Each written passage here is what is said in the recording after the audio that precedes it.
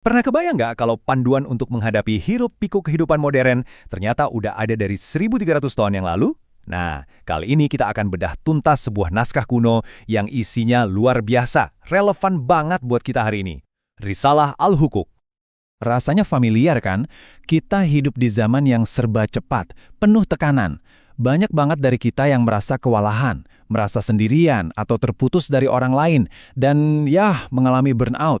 Ini bukan cuma perasaan pribadi, ini semacam krisis sosial yang nyata. Nah, sekarang coba bayangkan, gimana kalau solusi dari semua ini bukanlah aplikasi meditasi terbaru atau buku self-help yang lagi ngetren, tapi sebuah cetak biru yang umurnya sudah 1300 tahun. Sebuah panduan yang dirancang untuk membangun kembali peradaban, mulai dari diri kita sendiri. Panduan itu dikenal sebagai Risalah Al-Hukuk, atau Risalah tentang hak-hak. Jadi, apa sih dokumen luar biasa ini? Naskah ini ditulis oleh Imam Ali Zainal Abidin. Dan yang perlu kita tahu, beliau menulisnya di tengah kondisi masyarakat yang sedang carut-marut, di mana nilai-nilai moral mulai luntur. Makanya, ini bukan sekedar daftar nasihat biasa, ini tuh sebuah manifesto untuk membangun ulang peradaban lewat pendidikan karakter. Oke, sebelum kita bedah lebih dalam cetak birunya, ada satu hal fundamental yang harus kita pahami dulu. Kata hak di dalam risalah ini punya makna yang jauh berbeda dari pemahaman kita tentang hak di zaman sekarang. Beda banget. Nah, ini dia jantung dari semua pembahasannya, konsep hak. Ini bukan cuma soal apa yang bisa kita dapatkan atau kita tuntut. Hak itu adalah kebenaran, kewajiban, sekaligus hak yang jadi satu. Intinya, ini adalah sebuah tanggung jawab dua arah yang ada di dalam setiap hubungan dan interaksi kita. Biar lebih kebayang, coba kita bandingkan. Konsep hak modern itu seringnya fokus ke apa yang bisa kita tuntut dari orang lain. Sebaliknya, hak justru fokus pada apa yang jadi kewajiban kita untuk diberikan, baik ke orang lain maupun ke diri kita sendiri. Jadi, yang satu tujuannya melindungi kepentingan individu, sementara hak tujuannya menciptakan keseimbangan. Terus, semua ini mulainya dari mana? Kalau cetak biru ini kita ibaratkan pohon raksasa, maka akarnya cuma satu, hak Tuhan. Ini adalah hak Al-Akbar atau hak terbesar. Dan dari akar tunggal inilah, 50 hak lainnya tumbuh menjadi cabang dan ranting. Nah, setelah fondasi akarnya kokoh, pembangunan pertama justru dimulai dari dalam diri kita. Logikanya sederhana, sebelum kita bisa memperbaiki dunia di luar sana, kita harus bangun dulu benteng yang kuat di dalam diri kita sendiri.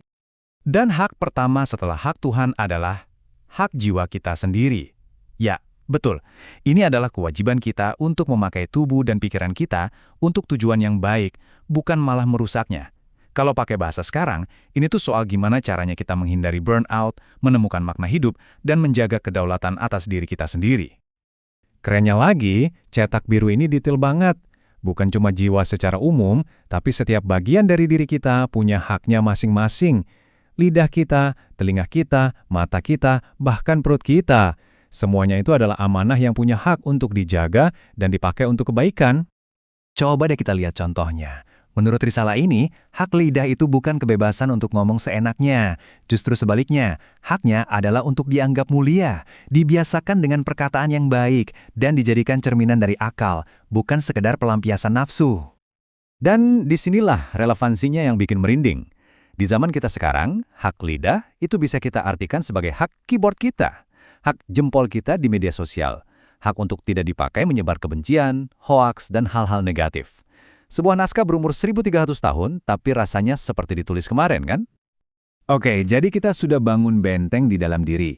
Terus gimana? Nah, dari situ, cetak biru ini mulai memperluas cakupannya. Integritas diri yang sudah kita bangun tadi, itu yang jadi pondasi buat merancang masyarakat yang adil dan harmonis.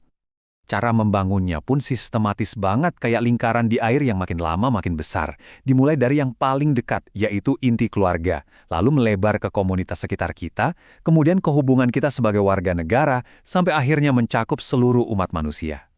Di lingkaran paling dalam, ada hak seorang ibu.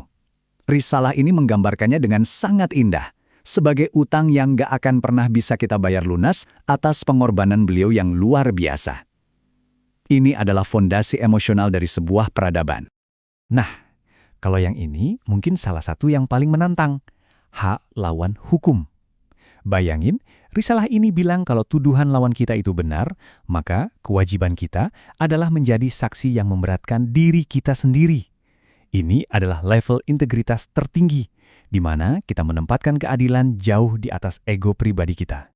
Dan di lingkaran terluar, kita bisa lihat betapa luasnya pandangan dari cetak biru ini. Risalah ini secara tegas membahas hak-hak non-muslim dan menuntut kita untuk memperlakukan mereka dengan adil dan melindungi mereka. Ini adalah pesan universal tentang perdamaian yang benar-benar melampaui zamannya. Jadi, setelah kita lihat semua ini, apa kesimpulannya buat kita di abad ke-21?